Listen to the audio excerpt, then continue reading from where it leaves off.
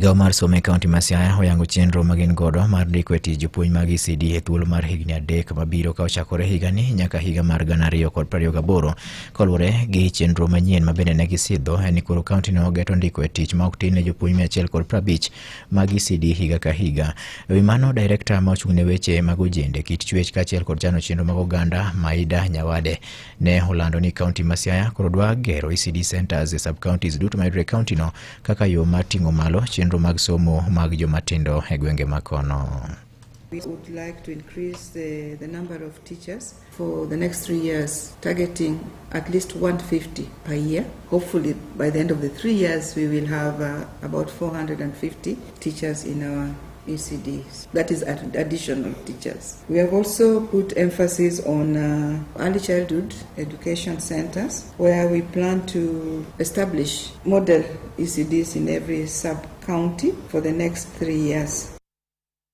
Jatelo no ne olero bende chenro magin godo mar chiro kuonde tiegruok tije mag lwedo kokalo e siro jopuonj mag kuonde tiegruok machalo kamano kendo keto herang'iny mar manyasani tat somo go. We desire to revamp our vocational training institutions and also strengthen the capacity of our instructors and also build more workshops, hoping that we can have 5 workshops in the next 3 years. Not to forget our libraries. Apart from just refurbishing those libraries and rebranding them, we want to also establish additional libraries in the sub-counties where there are no libraries. So we are thinking of setting aside 15 million to establish at least 3 libraries. Bende ne oyango chenro ma piny owacho mar kaunti no ma Siaya ni godo mar siro jogo ma odak kod ng'ol.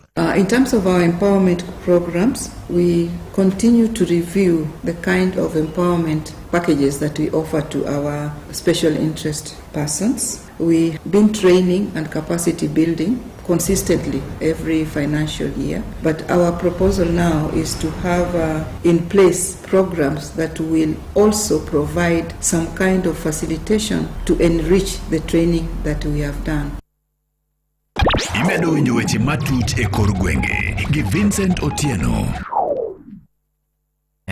Weche moko en ni jalar kom mar kar chung' od bura ma Ugunja gi otiko maduong' bura mar DAP-K Chris Budo onyiso chir mar dhi yombo e komno ka ochopo yiero madundo ma ichano tim e pacho ka. Kanyo loso kod jofwambo e kinde rwako ayanga jokanyo manyien mar duond bura mar DAP-K e boma ma Nairobi. Budo kata kamano owacho ni en gi geno mar dhi yombo duond buche mamoko e yiero mabiro ni mar oganda jo Kenya dwaro mana jogo manyalo kelo dongruok ne jopiny. Piny ong'eyo gimoro ma nikelo ng'ato to miel to yolo ji karombe ni koro wadhi gocho ne ng'ane, mano ok dhi timore Ugunja. Ma kata jo ODM nogogo, jok ma gitemo kelo go sani winjo matek, nikech jopiny dwaro ng'ano manyazi tiyo negi, madhi golo negi dhier, madhi miyo giyudo osiptal, madhi miyo giyudo nyithindgi odhi e sikul. To gidwaro ni yawuotgi mondo oyud tich bang' skul, mondo giwere gi timbe mag anjao mabiro ka nyathi osesomo to onge gima timo.